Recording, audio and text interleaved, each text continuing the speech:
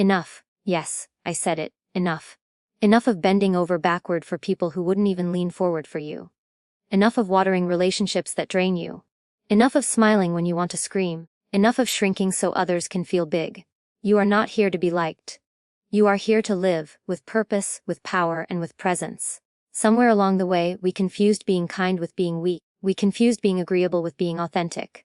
And we've been taught, especially some of you, to stay soft, quiet, and small. That if you just keep being kind to everyone, somehow, eventually, the world will notice and reward you. Let me tell you the truth. It doesn't. Not everyone deserves your kindness.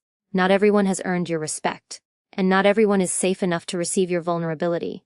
You see, kindness is a strength, but only when you control it, when you choose it, when it's not automatic, not reflexive, and not a defense mechanism you use to avoid conflict or discomfort.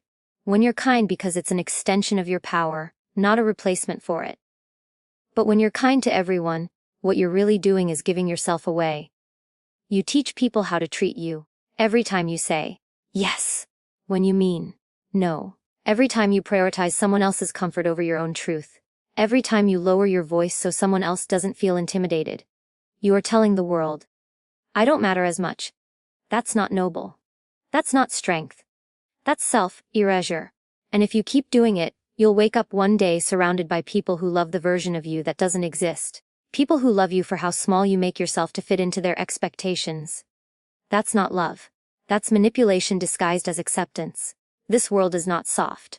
Life doesn't hand you trophies for patience. It doesn't clap for compliance. It respects the bold. It listens to the loud. It follows the fierce. The truth is, people respect boundaries. They may not like them, but they respect them. So stop apologizing for taking up space. Stop softening your tone to keep the peace.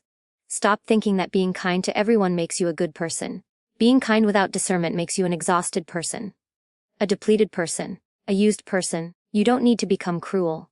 You need to become clear. You don't need to be mean. But you do need to be strong.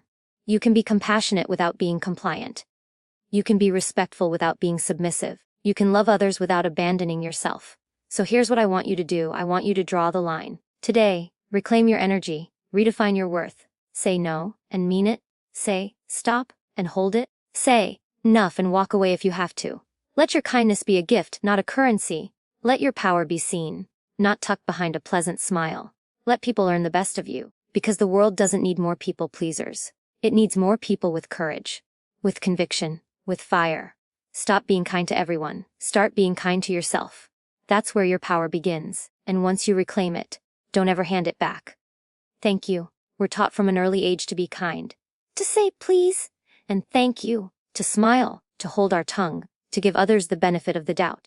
But what no one teaches us is that kindness has limits. And when it doesn't, it becomes dangerous. Not just to our peace of mind, but to our sense of identity. When you extend kindness without boundaries, you're not just being generous. You're quietly telling yourself that your needs come second. And over time, second becomes last. Kindness without boundaries invites exploitation. It sends a silent message to the world. I will accept whatever treatment you give me. The worst part is that most people won't question that offer.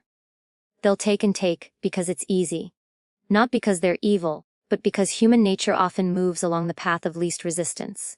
If you don't say, stop, no one will stop. If you don't say, enough, no one will back off. It's not their job to protect your boundaries. It's yours. When you always show up for everyone else, when you pour your time and energy into people who don't reciprocate, you slowly erode your self-worth. At first, it feels good. Being the helper, the fixer, the one who's always there. But beneath that surface satisfaction is a brewing emptiness. The kindness you're giving out is not being returned. You're left drained, wondering why you feel so invisible, even as you try to be everything for everyone. There is a difference between being kind and being compliant. Kindness is a strength when it is chosen with intention. Compliance, on the other hand, is rooted in fear. The fear of conflict, of not being liked, of being labeled difficult. So you say yes when you want to say no. You listen to things that hurt your spirit. You smile when someone disrespects you. Not because you want to, but because you don't want to cause discomfort. That's not kindness, that's suppression. And what does suppression lead to? Resentment. The quiet kind. The type that builds over time, unnoticed but powerful. You start to resent the people you're helping, even though they never asked you to sacrifice yourself. You resent yourself for not speaking up. You become bitter in silence, all while maintaining the appearance of kindness. But it's a mask. And masks get heavy. Eventually you won't be able to carry it anymore. People will never value what you don't value in yourself. If you consistently prioritize others at your own expense, you teach them that your boundaries are flexible.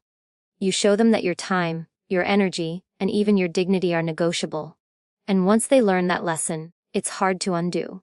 You'll find yourself stuck in relationships, professional or personal, where the expectations are one-sided, where your needs are an afterthought. Kindness without boundaries also breeds confusion. You end up in situations where you feel hurt, used, or ignored, and yet you blame yourself for feeling that way. You think, maybe I wasn't kind enough, or maybe I'm just being sensitive. But the truth is, you've been silencing your discomfort for so long that now you don't trust it. You've dulled your inner alarm system, and now you don't know when a line's been crossed. That's not sensitivity. That's self-abandonment. What's even more dangerous is that others begin to expect your self-sacrifice. They assume you'll always be available, always be agreeable, always be the one who bends. And if one day you finally stand up for yourself, you'll be called rude, cold, ungrateful. Not because you are any of those things, but because your boundaries now threaten their comfort. That's the price of kindness without limits. People get addicted to your absence of self-protection. Over time, you lose touch with who you really are. Your opinions, your desires, your dreams, they all start to fade. You shift into whatever version of yourself is most acceptable to others. You become a caretaker, a chameleon, a silent supporter. And while those roles may earn you praise or approval, they never give you fulfillment. Because deep down you know you're living a version of your life that doesn't belong to you. And yet, you keep going, still kind, still helpful, still giving. Not because you want to, but because you've forgotten what it feels like to choose yourself. You've mistaken pleasing others for purpose. You've mistaken passivity for peace. But there is no peace in the constant betrayal of your own needs. There is only emptiness disguised as virtue. Every interaction you have sends a message, whether you realize it or not. Through your words, your body language, your silence, and your choices, you are constantly teaching others how to treat you.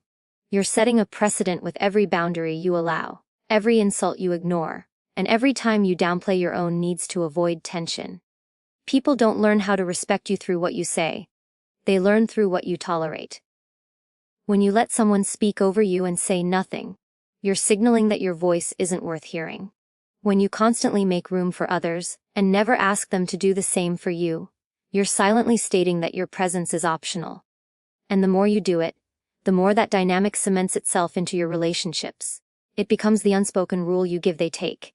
You bend, they stand firm. You compromise, they expect it. At first it doesn't feel like a big deal. You let little things slide, someone interrupting you, someone arriving late without apology, someone crossing a line in the name of just joking. You brush it off. You don't want to seem dramatic, but those small moments are the training ground. They're how people learn what's acceptable around you. And when there are no consequences, people assume there are no limits. Respect isn't something you demand with a loud voice or harsh words. It's something you command through self-respect. When you set clear boundaries and enforce them, when you say no without guilt, when you remove yourself from spaces where you are not valued, you show people that your worth is not up for negotiation. You are not asking to be treated well, you are requiring it. And that shift is powerful. People take cues from how you treat yourself. If you constantly put your needs on the back burner, they will too. If you belittle your accomplishments or laugh at your own pain, they will follow your lead. You are the blueprint. You're setting the tone. And if that tone is self-neglect, then others will feel entitled to neglect you too. Because you've already shown them that it's acceptable. Some people will test your boundaries just to see how far they can go. They will push, prod, and poke, sometimes unconsciously, sometimes deliberately. And the moment you give in, the moment you explain away bad behavior or make excuses for them, you are saying, this is okay. Even if it isn't, even if it hurts, even if it makes you feel invisible, the message is received and stored, and it becomes the new normal. It's not about being aggressive or confrontational. It's about being clear, about knowing what you will and will not accept, and standing by it even when it's uncomfortable. Clarity is a form of protection. It draws a line in the sand and lets others know, this is who I am, this is how I expect to be treated. If you cannot meet that, this interaction cannot continue. And that boundary doesn't push people away. it filters them. There will be people who respect your boundaries, who appreciate your self-respect, who rise to the standard you set. And there will be those who don't. But the ones who get angry when you stop tolerating disrespect are the very ones who benefited from your lack of boundaries. They were never looking to treat you well. They were looking to see how much they could get away with. And your silence gave them permission. When you teach others how to treat you, you are creating the script for your relationships.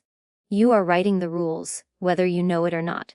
And once those rules are written, they are hard to rewrite. You may find yourself stuck in patterns where others constantly overstep, and you constantly forgive, where your needs are dismissed, and you smile through it. And the longer it goes on, the harder it is to speak up. This is not about blame, it's about awareness. You are not responsible for other people's choices, but you are responsible for the standards you uphold, the behavior you allow, the lines you draw, or fail to. You are always communicating your worth, not just in what you say, but in what you permit. And the world listens closely. Strength leaves an impression that compliance never can. When you walk into a room and carry yourself with certainty, when your words have weight because they come from conviction, people notice. There's something magnetic about a person who knows who they are and refuses to shrink to fit anyone else's comfort. That's strength. And in every part of life, from business to relationships to leadership, it's strength that earns respect, not submission. Compliance may keep the peace in the moment, but it costs you your voice. It makes you invisible. People may find you agreeable, easy to manage, non-confrontational. But they won't respect you. They'll walk past you, talk over you, forget your presence in the rooms where decisions are made. You become background noise, comfortable to have around, but never powerful enough to be taken seriously. The world doesn't reward quiet obedience. It rewards those who take risks, who stand their ground, who are willing to face conflict for what they believe in. People follow those who have something to say, and the backbone to say it, even if it's unpopular. When you constantly agree, when you nod even though your gut says no, you disappear. You may avoid criticism, but you also forfeit impact. There's a difference between cooperation and compliance. Cooperation is intentional. It's choosing to work together because it serves a purpose. Compliance, on the other hand, is often rooted in fear, fear of rejection, fear of conflict, fear of standing out. And fear-based living never leads to empowerment. It leads to being controlled. You begin to measure your worth based on how well you appease others instead of how well you stand up for yourself. People respect those who challenge the norm, not those who quietly accept it.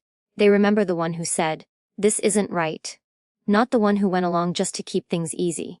Compliance may help you avoid being disliked, but it never builds legacy, it never changes systems, and it never earns deep admiration. What people admire is courage. What they follow is clarity and decisiveness. Strength isn't about aggression or volume. It's not about dominating others. It's about standing rooted in your values, holding your space without apology. It's in the calm refusal to be manipulated, the clear no that doesn't come with guilt, the ability to say, "I disagree," without fear of being cast out. Those are the moments when others take notice. Because most people lack that kind of self-possession, and they admire it in those who don't. The irony is that many people seek validation by being agreeable. They want to be liked so badly that they erase themselves. But the more you comply, the more forgettable you become. People may like you, but they won't think of you as someone who shapes the direction of a conversation, a project, or a relationship. You're simply there to make things smoother for them, and they'll treat you accordingly. When you show strength, you make others reevaluate how they speak to you, how they approach you, how they view your presence. You shift the power dynamic.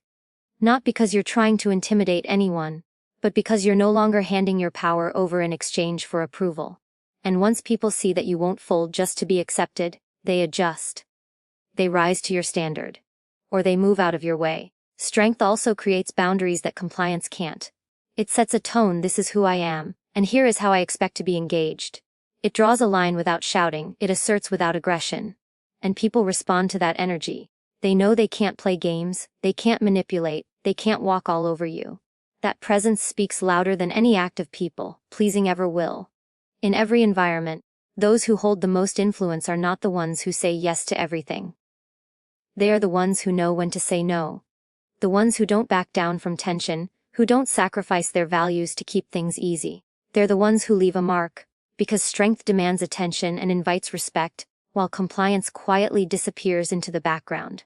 Clarity doesn't need to shout, insult, or tear someone down to make an impact. It cuts through confusion with precision and power. When you're clear about who you are, what you expect, and what you will or will not accept, there's no need for cruelty. Clarity draws boundaries without burning bridges. It allows you to communicate directly without creating unnecessary damage. People might not like what you say, but they will understand it, and that understanding brings respect.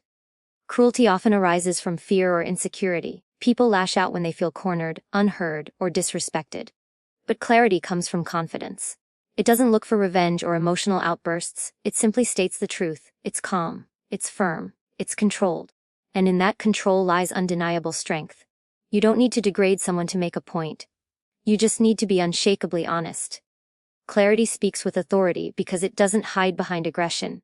Being clear means you're not interested in playing games. You're not here to manipulate or guilt people into behaving a certain way.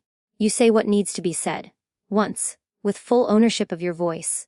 That kind of communication leaves no room for doubt. It doesn't give people space to twist your words or question your intentions. Cruelty might get a reaction, but clarity gets results.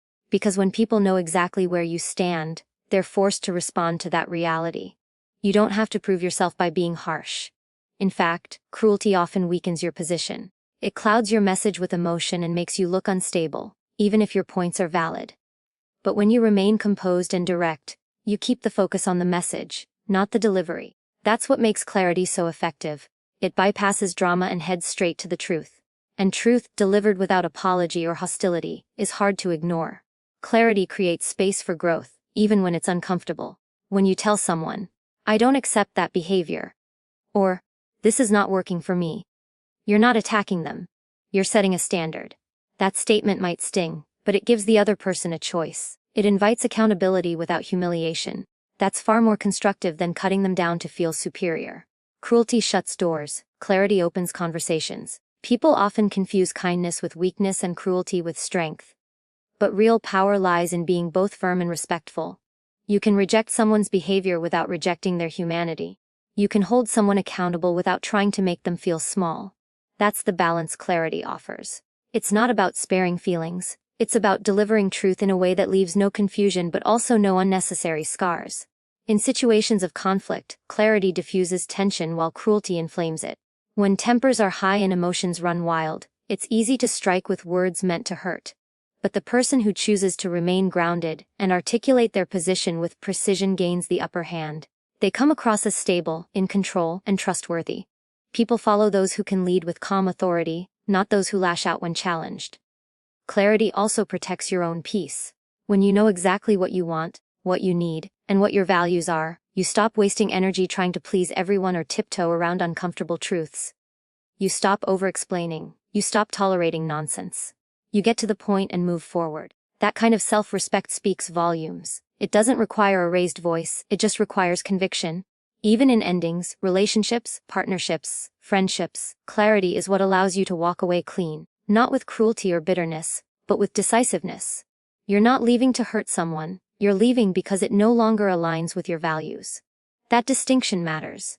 It sets the tone not just for how others see you, but for how you see yourself. You're not a destroyer. You're a truth teller, and that truth sets you free. In leadership, parenting, love, and every human interaction, clarity is a tool of power that never needs to be sharp-edged. It empowers both you and the people around you. It gives others a map of how to interact with you, and gives you the confidence to uphold it. Cruelty may silence others temporarily, but clarity earns lasting respect because it removes all doubt, all guesswork, and all excuses for misbehavior. There comes a moment when you realize that being liked by everyone is not only impossible, it's a trap. Chasing approval forces you to bend, shrink, and sometimes even break your own values, just to fit into someone else's mold. You become a reflection of what others want instead of who you really are. That's why self-respect must come first. Because without it, you'll constantly trade your authenticity for acceptance, and the cost of that trade is your peace. When you prioritize self-respect, you start making decisions that serve your truth, not someone else's expectations. You stop asking, "Will they like me if I do this?" and start asking, "Will I respect myself if I do this?" That shift changes everything. It pulls you out of emotional slavery and places your worth back into your own hands. Approval becomes optional. Integrity becomes essential. And that's when you begin to lead yourself, rather than be led by the opinions of others. People-pleasing feels good in the moment. It gives you that instant hit of validation, that temporary high of fitting in. But underneath, there's always a quiet resentment. You know you're compromising yourself. You know you're saying yes when you mean no. And over time, that resentment builds, not just toward others, but toward yourself. You start to feel hollow because you're living someone else's version of your life. Self-respect is the anchor that keeps you from drifting. Being liked is based on performance. It's conditional. It depends on whether or not you're convenient, agreeable, and non-threatening to someone else's comfort. But self-respect isn't something you have to earn from others. It's a decision, a boundary, a commitment. It's looking at yourself in the mirror and knowing you didn't sell yourself out to keep someone else happy. That feeling, inner alignment, is worth more than 1,000 shallow compliments. The irony is that the more you seek to be liked, the less you're truly seen. People admire those who are real, even if they don't always agree with them. They gravitate toward individuals who have the courage to stand alone if needed. When you respect yourself, you don't need everyone to cheer for you. You don't mold yourself into silence to avoid being judged. You say what needs to be said, and you're okay if not everyone claps. Self-respect also builds boundaries where being liked erases them. If your goal is to be liked, you'll say yes when you're exhausted, tolerate disrespect to avoid conflict, and laugh at things that hurt just to be accepted. But when self-respect is your priority, your limits become clear. You don't tolerate what drains or degrades you. You know your time, energy, and voice matter, and you protect them. Even if that means being misunderstood or disliked. There's nothing wrong with being kind, but kindness without self-respect turns into self-abandonment. It teaches people that you'll tolerate anything just to maintain a connection. That's not generosity, it's fear. But when you act from self-respect, your kindness has power. It comes from choice, not obligation. And because it's not rooted in fear of rejection, it doesn't collapse when others disapprove. That's the difference between strong kindness and desperate approval seeking. In every area of life, work, friendship, love, you will face moments where your values and someone else's preferences clash. That's when the decision becomes clear: self-respect or being liked. One of them will guide you toward long-term peace. The other will leave you chasing people who only value you when you're convenient. And that kind of conditional validation is always fleeting. It vanishes the moment you stop pleasing. People who respect themselves carry a different energy. They don't need to dominate or impress. They just need to be clear. Their confidence doesn't come from being praised but from knowing they didn't betray themselves. They walk away from situations that feel wrong without needing to justify it. They choose solitude over selling out. That quiet certainty is more powerful than any popularity contest because it comes from within, not from the crowd. When your self-respect is non-negotiable, you stop fearing rejection. You realize that being liked is not proof of your value. It's just a preference. What matters more is how you feel about who you've become. Are you aligned? Are you honest with yourself? Are you proud of the way you show up? These are the questions that guide a life of meaning and freedom, questions that popularity can never answer.